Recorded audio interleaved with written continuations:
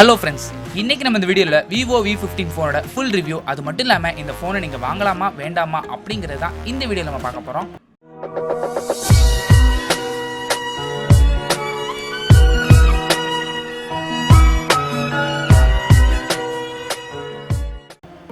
First ஃபோனோட பில்ட்டை பொறுத்த வரைக்கும் இங்க பிளாஸ்டிக் பாடி ஃபினிஷிங்ல தான் கொடுத்திருக்காங்க. பார்க்கிறதுக்கு கிளாஸ் பாடி மாதிரி இருந்தாலும் இது ஃபுல் அண்ட் ஃபுல் பிளாஸ்டிக் தான். ஃபோனோட பேக் சைடில் டியூவல் கலர் ரேடியன்ட் ஃபினிஷிங்கில் கொடுத்துருக்காங்க. பார்க்குறதுக்கே நல்லா இருக்கு.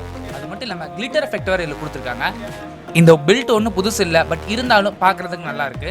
என்னதான் பிளாஸ்டிக் பாடி டிசைனாக இருந்தாலும் ஃபிங்கர் பிரிண்ட் ஈஸியாக ஸ்மஜ் ஆகுது.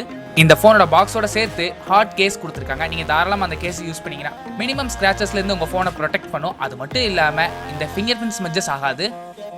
நெக்ஸ்ட் ஃபோனோட டிஸ்பிளே பொறுத்த வரைக்கும் இங்கே 6.53 inch full HD plus resolution கொடுத்துருக்காங்க. ஸ்க்ரீனோட ஆஸ்பெக்ட் ரேஷியோ பொறுத்த வரைக்கும் 19.5:9 அப்படிங்கிற ஆஸ்பெக்ட் ரேஷியோவில் கொடுத்துருக்காங்க. இந்த ஃபோனில் நாட்ச் எதுவும் இல்லை, ஸோ இது அட்வான்டேஜ் தான். பிக்சல் டென்சிட்டியை பொறுத்த வரைக்கும் 395 பிக்சல்ஸ் பெர் இன்ச் கொடுத்துருக்காங்க. அது மட்டும் இல்லாமல் டிஸ்பிளேக்காக அங்கே IPS LCD பேனல் கொடுத்துருக்காங்க. ஸ்க்ரீன் ப்ரொடெக்ஷனுக்காக கார்னிங் கோரில்லா கிளாஸ் வெர்ஷன் 5 கொடுத்துருக்காங்க. அது மட்டும் இல்லாமல் ஸ்க்ரீன் டு பாடி ரேஷியோ பொறுத்த வரைக்கும் 90.95% கொடுத்துருக்காங்க. கிட்டத்தட்ட 91% screen to body ratio. Display பொறுத்த வரைக்கும் பெருசாக குறை சொல்கிறதுக்கு எதுவுமே இல்லை. டிஸ்பிளேயோட வியூவிங் ஆங்கிள்ஸாக இருக்கட்டும், கலர் ரீப்ரொடக்ஷனாக இருக்கட்டும், பிரைட்னஸ், ஷார்ப்னஸ் எல்லாமே நல்லா தான் இருக்குது. டைரக்ட் சன்லைட்டில் கூட இந்த ஃபோனை உங்களால் ஈஸியாக யூஸ் பண்ண முடியும். 6.53 இன்ச் அப்படிங்கிறனால சிங்கிள் ஹேண்ட் யூஸ்க்கு இந்த ஃபோன் யூஸ் ஆகாது. கண்டிப்பாக டபுள் ஹேண்டில் தான் யூஸ் பண்ண முடியும். இந்த டிஸ்பிளேயோட குவாலிட்டி எப்படி இருக்குன்னு பாருங்கள். பார்த்துட்டு கீழே கமெண்ட் செக்ஷனில் சொல்லுங்கள்.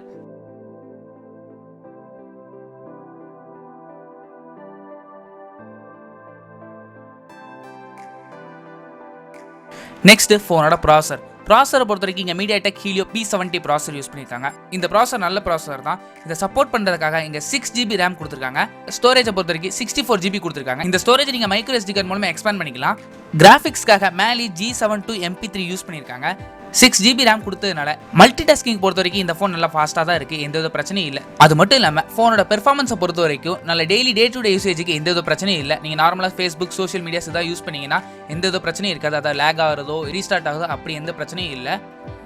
நெக்ஸ்ட் கேமிங்கை பொறுத்த வரைக்கும் நம்ம நார்மலாக டே டு டே யூசேஜுக்கு PUBG நிறைய பேர் விளையாடுவோம். அது மட்டும் இல்லாமல் Asphalt 9 நிறைய பேர் விளையாடுவாங்க. அது மட்டும் இல்லாமல் இன்னும் இன்டென்ஸான கேம் நிறைய பேர் விளையாடுவாங்க. ஃபர்ஸ்ட் PUBG இன்ஸ்டால் பண்ணி இந்த ஃபோனில் விளையாடும்போது டிஃபால்ட்டாகவே மீடியம் செட்டிங்ஸில் கிராஃபிக்ஸ் இருக்குது.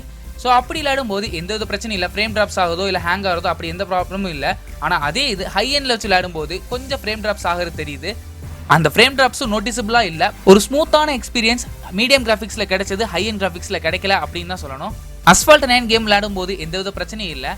நிறைய இன்டென்சிவான கிராஃபிக்ஸ் கேமில் யூஸ் பண்ணி பார்க்கும்போது எந்த வித பிரச்சனையும் தெரியல. ஃப்ரேம் ட்ராப்ஸ் ஆகிறதோ இல்லை ரீஸ்டார்ட் ஆகுதோ எந்த ப்ராப்ளமும் இல்லை. ஹீட்டிங் இஷ்யூ பொறுத்த வரைக்கும் இந்த ஃபோனில் வார்ம் தான் ஆகுது. ஓவர் ஹீட்டிங் ப்ராப்ளம் எதுவுமே இல்லை. ஸ்லைட்டாக வார்மாக வந்து தெரியுது. நெக்ஸ்ட் கேமரா பொறுத்த வரைக்கும் இங்கே ட்ரிபிள் கேமரா செட்டப் கொடுத்துருக்காங்க. ஒரு 12 மெகாபிக்சல், அப்புறம் 8 மெகாபிக்சல், அப்புறம் 5 மெகாபிக்சல் கொடுத்துருக்காங்க. இந்த 12 மெகாபிக்சலோட அப்பேச்சரை பொறுத்த வரைக்கும் f1.78 அப்பேச்சரில் கொடுத்துருக்காங்க. செகண்டரி சென்சாரை பொறுத்த வரைக்கும் ஒரு அல்ட்ரா வைட் கேமரா கொடுத்துருக்காங்க. தேர்ட் சென்சாரை பொறுத்த வரைக்கும் டெப்த் சென்சார் 5 மெகாபிக்சல் கொடுத்துருக்காங்க. அது மட்டும் இல்லாமல் ஃபோனோட ஃப்ரண்ட் ஃபேசிங் கேமரா பொறுத்த வரைக்கும் ஒரு 32 மெகாபிக்சல் பாப்அப் செல்ஃபி கேமரா கொடுத்துருக்காங்க. கேமராவோட UI பொறுத்த வரைக்கும் இதுக்கு முன்னாடி நீங்கள் Vivo ஃபோன்ஸ் யூஸ் பண்ணீங்கன்னா அதே UI தான் இதுலேயும் கொடுத்துருக்காங்க. நான் புதுசாக வாங்குறேன்னு நினச்சிங்கன்னா இந்த ஃபோனில் ஃபோட்டோ மோட் இருக்குது. அது மட்டும் இல்லாமல் AI பியூட்டி மோட் கொடுத்துருக்காங்க. HDR சப்போர்ட் இருக்குது. இங்கே ஒரு இன்ட்ரெஸ்டிங்கான விஷயம் என்னென்னா 12 மெகாபிக்சலை அப்ஸ்கேல் மூலமாக 24 மெகாபிக்சலாக அவங்களால ஃபோட்டோ எடுக்க முடியும்னு சொல்லியிருக்காங்க. பட் அது ரொம்ப பெரிய வித்தியாசம் எனக்கு ஒன்றும் தெரியல. கூடவே டெடிகேட்டடாக நைட் மோட் இந்த ஃபோனில் இருக்குது. நைட் மோடில் எடுக்கிற ஷாட்ஸ் வந்து ரொம்ப பெரிய வித்தியாசம் எதுவுமே இல்லை. நாய்ஸ் லெவலை கொஞ்சம் கம்மி பண்ணியிருக்கு, அவ்வளோதான். அது மட்டும் இல்லாமல் பேனரோமா மோட் கொடுத்துருக்காங்க. கூடவே ஃபுல் ஃப்ளெஜ்டு ப்ரோ மோட் கொடுத்துருக்காங்க, அதாவது மேனுவல் மோட். இந்த மேனுவல் மோட் உங்களுக்கு யூஸ் பண்ண தெரிஞ்சுன்னா நீங்கள் உங்கள் இஷ்டத்துக்கு கேமரா யூஸ் பண்ணிக்கலாம். நெக்ஸ்ட் வீடியோ பொறுத்த வரைக்கும் இந்த ஃபோனில் ஃபுல் HD வரைக்கும் வீடியோ ரெக்கார்டிங் சப்போர்ட் கொடுத்துருக்காங்க. 4K வீடியோ ரெக்கார்டிங் இந்த ஃபோனில் சப்போர்ட் கொடுக்கல. ஸோ இது பெரிய டிஸ்அட்வான்டேஜ் தான். கூடவே AI ஸ்டிக்கர்ஸ் நிறைய கொடுத்துருக்காங்க. ஸோ உங்கள் தேவைக்கு தகுந்தாப்புல நீங்கள் இதை யூஸ் பண்ணிக்கலாம். இந்த ஃபோனில் எடுக்கிற இனிஷியல் கேமரா சாம்பிள்ஸ் பாருங்கள். நல்ல லைட்டிங் கண்டிஷனில் இருக்கும்போது எடுக்கிற ஃபோட்டோஸ் எல்லாமே நல்லா இருக்குது. டைனாமிக் ரேஞ்ச், கலர் கான்ட்ராஸ்ட், அப்புறம் கலர் ரீப்ரொடக்ஷன் எல்லாமே நல்லா இருக்குது. ஜூம் பண்ணி பார்க்கும்போது கூட டீட்டெயில் வந்து அதிகமாக இருக்குது. அல்ட்ரா வைட் கேமரா மூலமாக ஒரு வித்தியாசமான பெர்ஸ்பெக்டிவ் உங்களுக்கு கிடைக்கும். இந்த ஷாட்டை பொறுத்த வரைக்கும் அல்ட்ரா வைட் கேமராவில் எடுத்த ஃபோட்டோ. இந்த ஃப்ளவரோட கலரை HDR ஆன் பண்ணி எடுத்தனால கலரை கொஞ்சம் பூஸ்டப் பண்ணி காட்டுது. ஜூம் பண்ணி பார்க்கும்போது கூட டீட்டெயில் வந்து அதிகமாக இருக்குது. இந்த ஃபோட்டோவில் க்ளவுட்ஸில் இருக்க டீட்டெயில், மவுண்டெயின், அது இல்லாமல் ஷேடோஸில் இருக்க டீட்டெயில் கூட நல்லா தெளிவாக வந்திருக்கு. இந்த ஃபோனோட டைனாமிக் ரேஞ்ச் எந்த அளவுக்கு இருக்குது அப்படிங்கிறதுக்கு இந்த ஒரு ஃபோட்டோவே போதும். நார்மல் கேமராவில் எடுக்கிற ஷாட்ஸும் வைட் ஆங்கிள் கேமராவில் எடுக்கிற ஷாட்ஸ்லாம் டிஃப்ரென்ஸ் பாருங்கள்.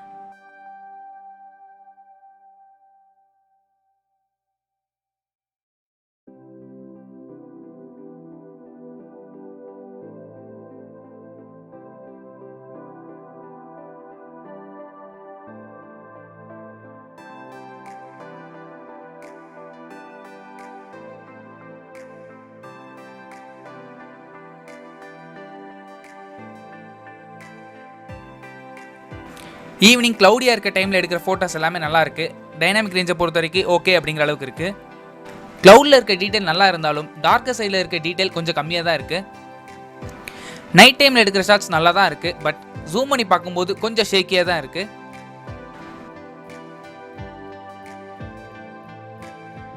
ஃப்ரண்ட் ஃபேசிங் கேமரா மூலமாக எடுக்கிற ஷாட்ஸோட டைனாமிக் ரேஞ்சும் நல்லா இருக்குது.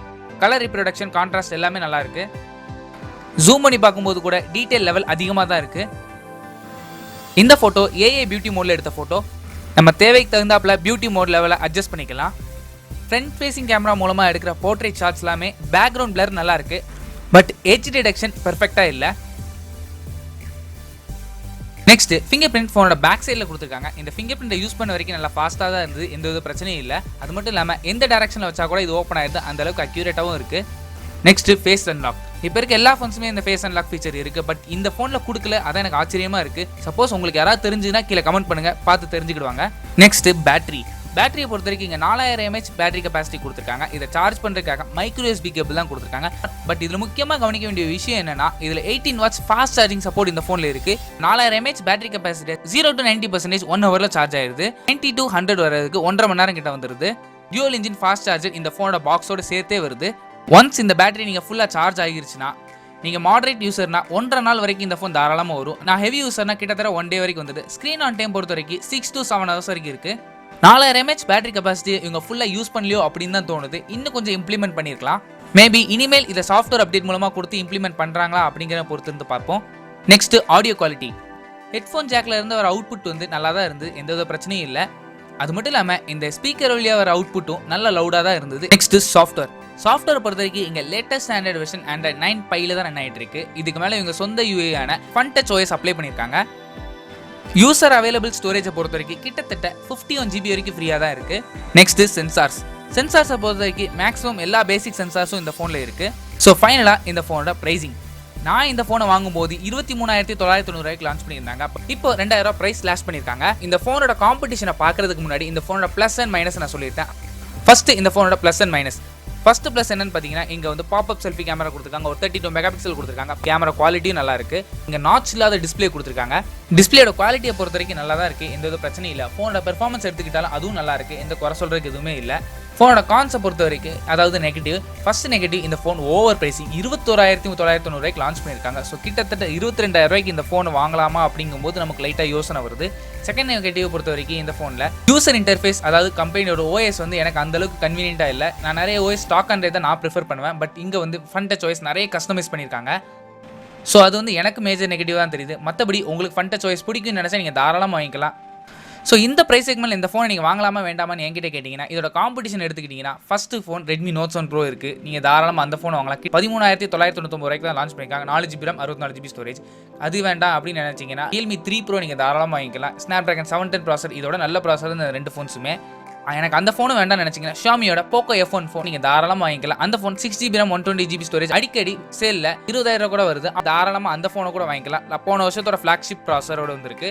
ஸோ இதெல்லாம் பார்க்கும்போது 22,000 இந்த ஃபோனை வாங்கலாமான்னு கேட்டிங்கன்னா, என்ன பொறுத்த வரைக்கும் வேணாம் தான் சொல்லுவேன். MediaTek Helio P70யோட Realme U1 phone தான் இருக்குது. நீங்கள் தாராளமாக அந்த ஃபோனை கூட வாங்கிக்கலாம்.